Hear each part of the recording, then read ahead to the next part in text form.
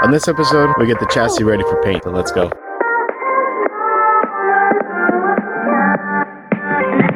One thing we got to do is take the fuel tank down. We got a lot of fuel lines that are in here. We're going to remove all the brake lines and stuff too. And then afterwards, we're going to get the cab and the fenders off. And that way we can get just the frame by itself so we can fix this thing. Also, I'm going to take this off too. I'm going to lower the truck a little bit more. I don't think I'm going to need that, so I'll take that off too. Well, we got the fuel tank out, including my homemade fuel tank straps that, I mean, they worked.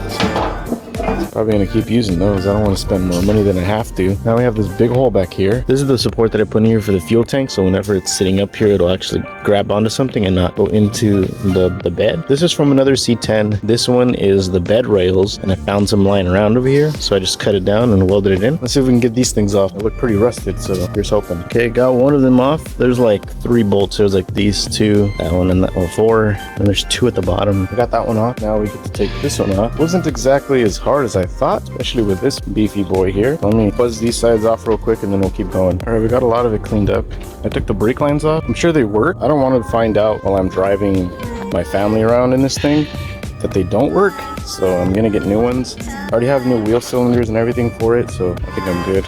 This, I just need to cut it off there because it looks like it got wrapped around somewhere and pulled out. It was still okay, but I'm gonna pull that one out too. I'm having the front lines, the front of the brake lines that goes that way, I'm soaking those so then I can cut those off or get those off too. So I just need to cut a few things off of the frame, like this hanger here, this one that's right here, and I think that's it. Yeah, I think that's it. That's all I need to cut off of it, and then I can get the wire wheel on my new grinder here, and then we can start knocking all the dust and stuff off of this thing. All right, so we got a lot of the stuff taken off, all the major components, and I already started cleaning up the frame a little bit. I don't know if you can see that, but I just got the grinder, that little, there's this braided, twisted metal, whatever, and it's taking it off really good. So I'm gonna keep doing this. I'm gonna see how far I can get. Today, I at least want to try to get like half of this done. Tomorrow, I'm gonna come back. I'm gonna take the whole cab off and then continue that way. That way we can CorroSeal all of this. So this, all the rust is done, and then we're gonna hit it with paint. I started a new job on Monday, so I'm trying to get as much done this week as I can.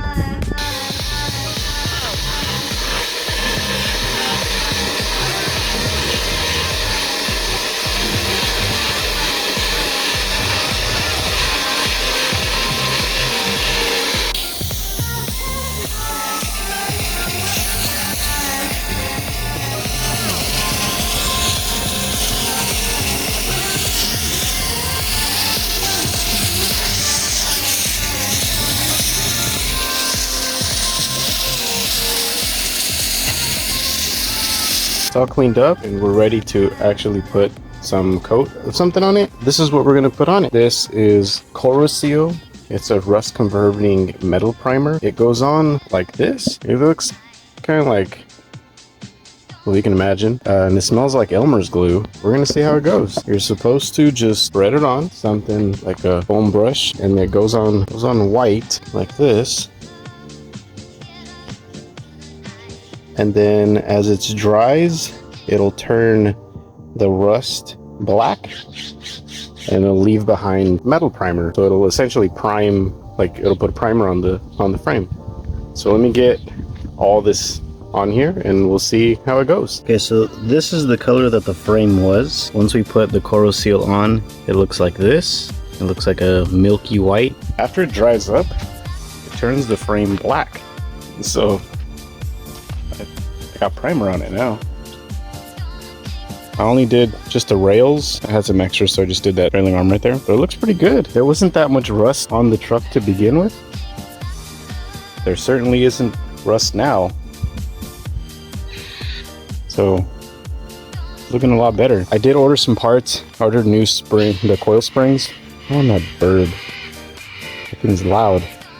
I ordered new coil springs. I ordered the bushings for the trailing arms and the bushings for this track arm thing, so we can have those done. And then I do have the brakes that I need to put on here, so I'm gonna go buy some jack stands because I don't have any. I'm gonna put the rear axle on jack stands, pick it up, and just get all the brakes and stuff worked on. But I think that's all today. I'm gonna come back in the morning, see what else I can do. Tomorrow I'm gonna bring a pressure washer. Hopefully I can strangle that bird too. I'm gonna pressure wash some of it, including the front, and I'm gonna get all that.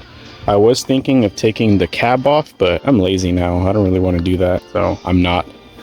But look, CorroSeal on your frame comes out pretty good. All right, so it's the next day. Let's see how it came out. It dried up pretty good. It left it with this black primer on here, and it's obviously I only did the rails and I didn't do all of it. I do need to change some bushings and stuff out on this thing. It's good. So now we can paint it. And for paint, we have the old Magic Tractor paint. This one's a matte black. So we're gonna go paint this, all the stuff that's black now. I'm gonna change that from this CorroSeal primer to that. Let's see how this turns out. All right, first coat of tractor paint is on, and it came out really good. Not bad for a guy just messing around under a tree. I like it. So obviously I didn't do everything because I still need to put new parts and stuff on it. I'm gonna take off the wheels right now. I'm gonna see how the brakes are. I'm pretty sure they're pretty bad, but I have new brakes and stuff and all the components and stuff in the truck, so might as well put those on. Now, is this truck gonna look like SEMA quality? God no. But is it gonna be protected from the elements? Of course it is, especially because I'm using tractor paint, and that stuff's like super durable. My dad, he builds trailers and stuff, and this is the stuff that he uses for his trailers. Obviously he doesn't use black. Well, sometimes he uses black, sometimes red, white, all this other stuff. Those things rock chips from the roads and stuff. It doesn't even phase them. So this would be good for this little truck, I'm thinking. And the bucket was like 60 bucks, something like that. So with CorroSeal in this, we're in it like 110, 120 bucks, 130 with beer. Like, not bad. Not bad at all. Let me get these wheels off and let me check the brake. I got the wheel off, and a lot of you guys have been asking how was it that I can put these, like, I think these were from like a 06 or so. There's like a cat eye Silverado. I could put the wheels on there. Surprise, it's spacers, and I got these on eBay and they're still good. This is not fine though. This is pretty beat up. Hopefully this comes off. I'm not looking forward to smashing this thing off. I mean, if I have to, I have to, right? Let me get the other wheel off, because I mean, we got it on jack stands anyway, so I'm gonna take the other wheel off too, and then we'll get a good inspection on this. I got this passenger side off. The part that's always the hardest is like right here. It gets, you can see that there's like this little ridge of rust, and whenever they're stuck on there for a long time, that little ridge stops them from coming out. This one, at least it felt like the brakes weren't stuck. The other side, it does. The other side, whenever I would roll it, it rolls freely. This one feels like the brake is on, which would sort of make sense because the e-brake was like pulled out of it or something. So it might be that the e-brake is on. So this one might be a little bit tougher. I already put some WD-40 on to loosen it up right here in the middle. Let's see if I can pry it out. All right, this is how we're gonna do it. We have this bar tire iron, whatever, and there's this curved part. We're gonna put this in here, kind of pry it out with the ripper mallet because I don't have another hammer. And it just hit it. And it loosens up a little bit. Just keep going around. Because I really don't want to break this thing.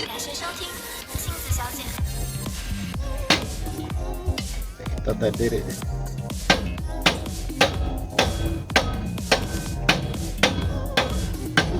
Alright, it loosened up finally. All I did was pry it back a little bit more. Give it a good whack. It loosened. On this one, I'm pretty sure the brake is on this side.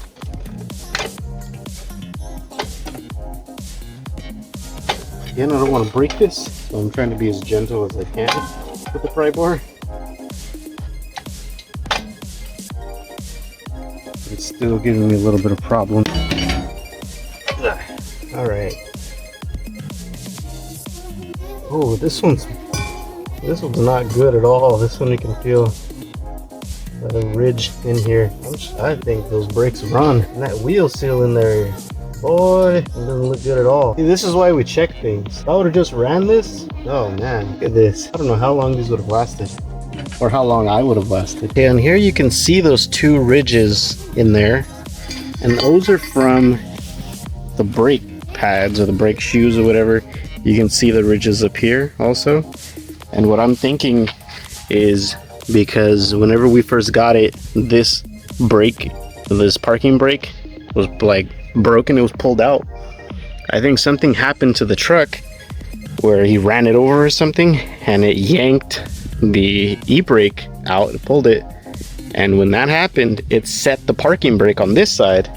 So this whole time, this side had the parking brake on. That's a good thing I checked, because I would have been driving around with the parking brake on this side. Alrighty, we got the whole thing painted. We got the brakes off. Put new wheel cylinders in there. Took out the old crappy brake lines. Got this wheel cylinder on there too. I'm waiting for these bushings. So I'm waiting for those 2 bushings. The bushings for this track bar thing. And then the coils. I'm getting new ones. This thing's gonna get lowered 5 inches. Man, I got like a dirt mustache right here. Let's see if I can fix it up. No. All right.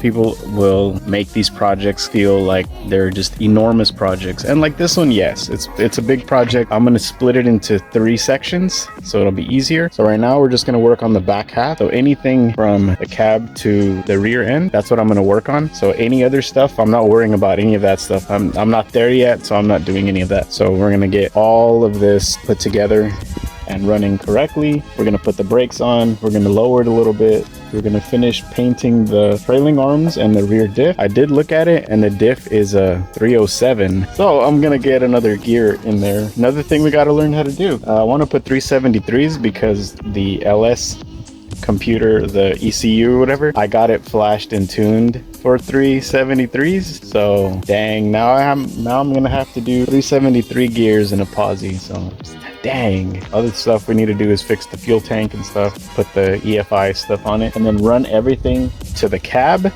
And then once we get there, we can work on the underside of it, like running all the wires and all this stuff. Then we can do the engine compartment stuff. And then after we do that, then we can work on the rest, because we're gonna rewire this whole truck. So there's a lot to do. Teach you guys how to do all the wiring and stuff like that. Well, I'll teach myself first, and then I'll show you guys how to do it. Thanks for following along so far. This is part 1 of restoration, the under the tree build here, and then we'll keep going on all the rest of the stuff. If you have any recommendations or something, put them down in the comments below. I'll take a look at those things. I read everything that you guys put, and I'll comment back on everything. And if you're a company, if you want me to check out some of your stuff and try some of your parts on this truck, my email's in the description thing down there, so you can always hit me up. For now, I'm gonna wash my hands because I think that tractor paint is not gonna come off unless I use gas. I have old gas. I'm gonna use some old gas. So we'll see you guys next time, and I don't have a catchphrase yet, so I'll see you guys next time.